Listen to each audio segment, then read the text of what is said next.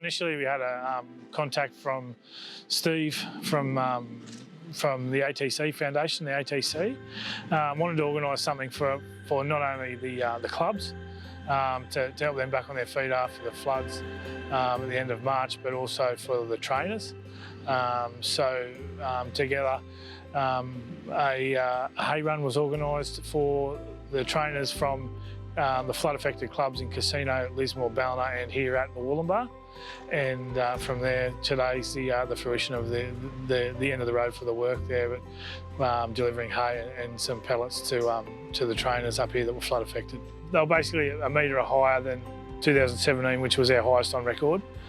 Near where we're standing now was almost probably 1.7, 1.8 metres deep, which had horses standing in that water. I think Lismore was catastrophic, and I think the Foundation and the ATC working together to deliver televisions not only to us here at Tweed River but to Lismore be instrumental in our rebuilds.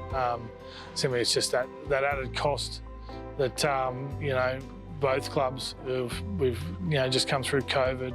We've both lost a number of meetings due to wet weather prior to the floods. It's definitely assisted us to bounce back. We had an approach from Condong Public School.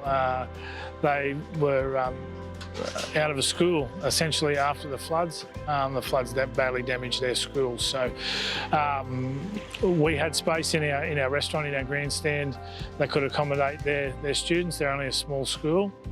And so for the last 3 weeks, we've had Condong School, public school in residence here at the club, and the kids seem to enjoy their lunch times. They play horse races at lunch times, we've noticed, and yeah, we're cleaning up ourselves, but we made a few exceptions, and we put a few other jobs on hold to make sure that we could accommodate the school here. We saw in some of the stables the water coming up above our heads, so they've been struggling to get feed and other bits and pieces. So it's been pretty fantastic that through the foundation we've been able to deliver 400 bales of hay, as well as other bits of feed, and the race clubs have been able to provide with TVs and chairs from the Australian Surf Club. And I know that some of our track staff are going to come up here in a few months' time and do some further work here. So we've raised about $30,000 in the sale of pins to date, as well as about $15,000 from the saddle cloths.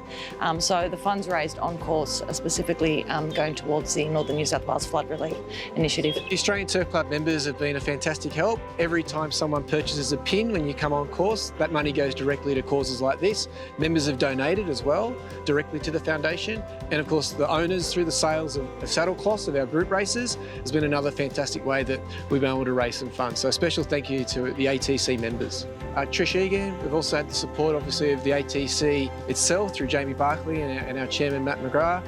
And we've also had support with Racing New South Wales, and particularly Country Racing New South Wales, and the Minister, Kevin Anderson, for racing. He's been quite supportive as well. It's really been all the stakeholders coming together for the community, and the racing industry really come together when it needs to. Thanks very much to the ATC and the ATC Foundation for reaching out and providing the support they have thus far, and I'm sure there'll be more to come, particularly for our trainers. The support from Brian Sharman at Racing New South Wales Country, Dave Hodgson at Racing New South Wales, and also there was also support from Navesh Ramdani at the ATC in conjunction with Dave Hodgson, just with some advice and support on how to try and get the tracks to bounce back as quick as we can.